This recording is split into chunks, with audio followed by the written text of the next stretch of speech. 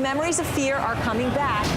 Procter & Gamble. Procter's trading at 60. I asked them what the heck is going on down here. I don't know. All of a sudden here, we started hearing screaming, buy, buy, buy. Everybody talks about the 2008 financial crisis over and over again.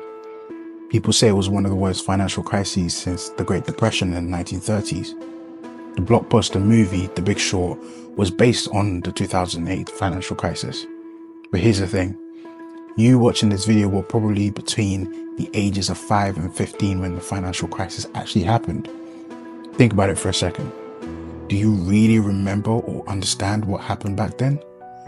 Or is it just something you dismiss as history? I wouldn't blame you if you did. The problem is, though, the capitalist system that we have curated in the West is one of booms and busts, ups and downs basically. This means that at some point the financial crisis of 2008 is probably going to happen again in one shape or form. So I know it's boring, but it's probably smart to learn about the crisis so you can actually understand what to do if and when a crisis like this comes around again. As they say, those who fail to learn from history are doomed to repeat it. This episode will not only give you the knowledge and understanding about this history, but how you as a young person who is trying to get their life off the ground can take advantage and use it to your benefit with practical, useful tips. Let's get started. So, back in the early 2000s, the housing market was having a grand old time. Interest rates were flirting with historic lows, making it rain cheap money. If you don't know what interest rates are, it's the cost of borrowing money from a bank and the reward you get for saving money. Basically, it's that really low percentage you have in your savings account. Now, imagine banks in this candy store of low interest rates, handing out mortgages left, right, and center, handing them out like they were free samples at Costco. Usually, before giving out mortgages, banks would make sure you actually have a good credit history and you are actually earning enough so they know they'll actually get their money back. But as usual with banks, greed overtook sensible decision making and they didn't do this. Suddenly every Tom, Dick and Harry was getting a mortgage and it didn't seem to matter the state of that person's finances. They got approved for mortgage anyways. Now, as a young person you're probably thinking, so what? Everyone deserves a house. Of course, everyone has a right to live in a home, but what you shouldn't have a right to do is live in a home that you cannot afford. And this is what happened. People who could barely afford one house suddenly had multiple homes and multiple mortgages. This wasn't sustainable at all. It was a house of cards. Eventually, those who couldn't afford the mortgages started defaulting. This basically means they stopped paying. This created a cascading domino effect. Here's what that was. When people stopped paying their mortgages, banks didn't get their money. When banks don't get their money back, they stop lending to other people and to other businesses in general because they don't have any money. When banks stop lending, interest rates start to increase. Business dries up, businesses start to fail, unemployment goes up, prices start to increase, consumers start spending, and the economy starts to fail. Now, importantly, if it was just a few people defaulting, then this wouldn't really matter. But this was thousands and thousands of people defaulting, one after the other. Imagine what that does to the economy. It was a crap show. That's why you still hear about this to this day. Before we go into this too deeply, let's focus on what actually happened to house prices. Now, in the aftermath of this whole drama, people couldn't afford to buy houses. This meant that house prices started to go lower and lower. We saw house prices decrease by an average of 20% over 16 months. It was a buyer's market, but not because conditions were good for buying, but because average men and women couldn't afford to buy at all, which just drove prices even lower. This meant that those at the top, those with cash, benefited. They could buy house after house at a 20% discount rate, hold, and then resell at a higher price. So now that we understand the background, let's talk about house prices today. The reason I told that story of the financial crisis is because economic conditions are signaling a similar story today. The COVID pandemic and the lockdowns enforced by governments worldwide has created a situation where inflation is up and consumers are finding it harder and harder to afford basic necessities. I'm sure you're feeling this too in your weekly shop.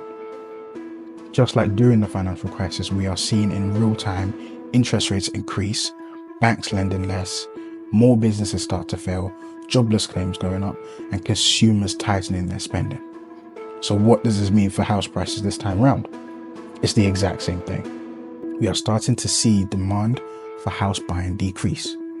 According to a survey conducted by Royal Institute of Chartered Surveyors, property sales and house prices continue to decline in the UK in January 2023, while new buyer demand and fresh listings were also down.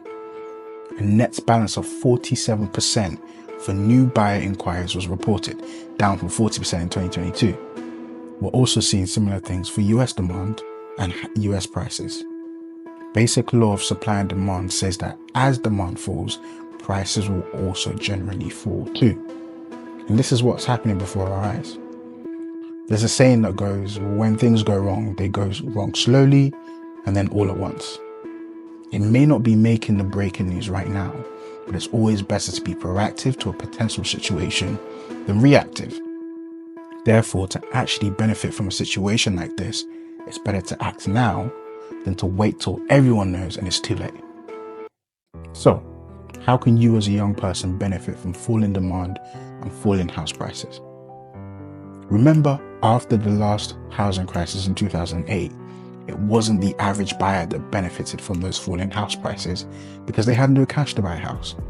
It was those who had cash already that were able to take advantage. Like I said before, it looks like the same thing is happening today. Because of high interest rates and inflation, the average buyer can't afford to buy a house today. Demand and prices fall, and those that do have cash are the ones that really benefit from falling prices. So from this, it sounds like the system is gamed against you. Here's the good news.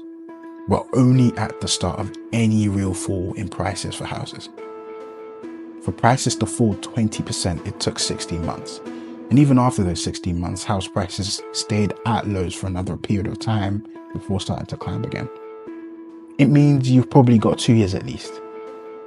2 years at least before the opportunity comes, and you have to have the ability to pounce on it, just like those who did in the last housing crisis. Now you know you have at least 2 years, it's time to prepare for the opportunity. You win when preparation meets opportunity. You may not want to hear this, but preparation means saving and investing. Let's start with saving. Too many young people today are focused on getting more and more money that they don't actually know how to spend what they already have.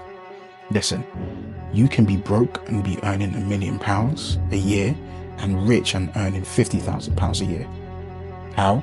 It's all about your expenditure. We're young, let's be honest. We spend on things we don't need to impress people we don't even like. However, if you want to benefit from the upcoming opportunity of decreasing house prices, you have to learn to reduce your expenditure. Stop buying useless things and stick to what you really need each month. The trick for you reducing your expenditure is paying yourself first. This is a concept made popular in the book, The Richest Man in Babylon. You may think you pay yourself when you get money each month, but you don't. The money you receive every month is then used to buy things from other people and other businesses. Therefore, is the money really yours? Paying yourself means saving a portion of your income as soon as it comes into your bank account, no matter what, and not spending it on any expenditure.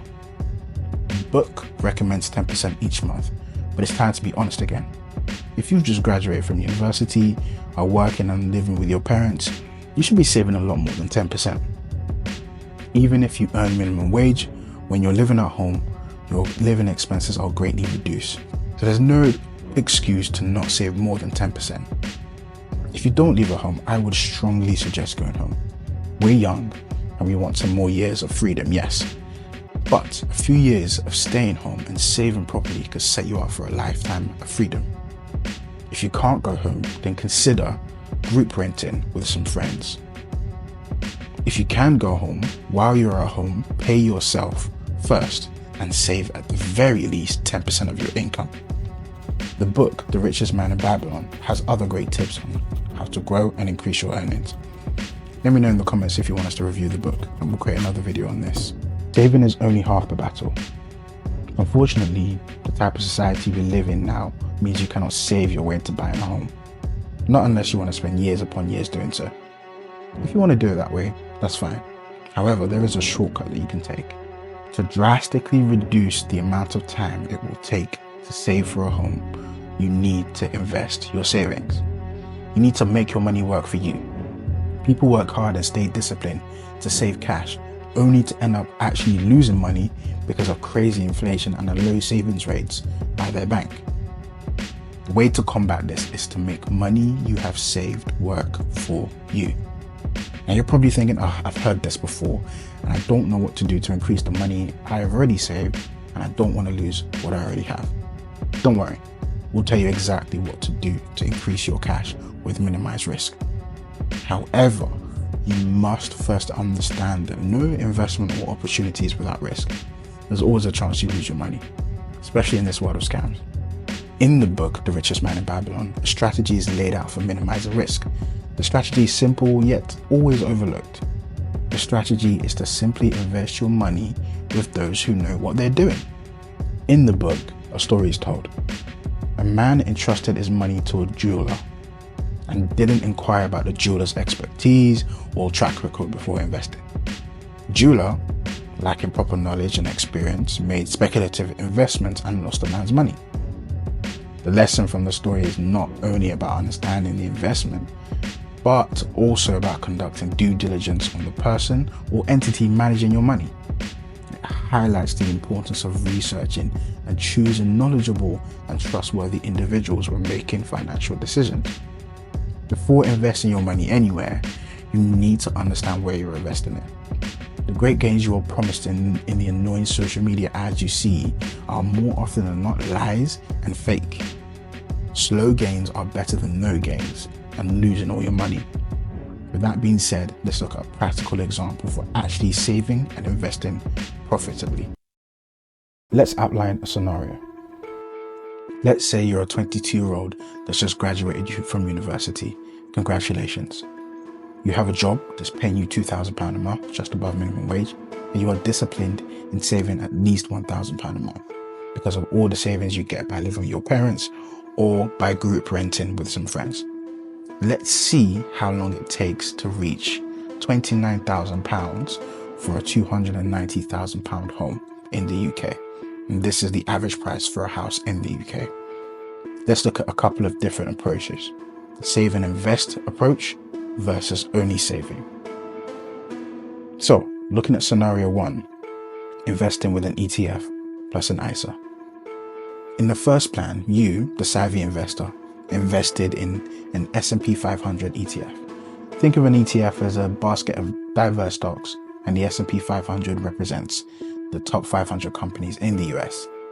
The investment grew to £12,900 in the year. It's usually a good investment that provides an average return of 7 to 10% per year, and most investors start off using this method. Now, considering a 1% interest rate in an ISA, which is an individual savings account, the time needed to hit a £29,000 deposit goal is around 15.4 months. ISA is like a tax-efficient savings account. Let me know in the comments if you want me to explain what an ISA is in another video. Let's look at scenario 2. Now, what if you, our savvy investor, went down the traditional route with just a regular savings account without using an ISA or an ETF investment? With the same £1,000 monthly savings and a hypothetical 1% interest rate, and to be honest, that's being very generous, the time needed to accumulate the £29,000 deposit is approximately 28.71 months. So, saving and investing with the ETF and the ISA is 15.4 months. Just using a savings account, 28.7 months.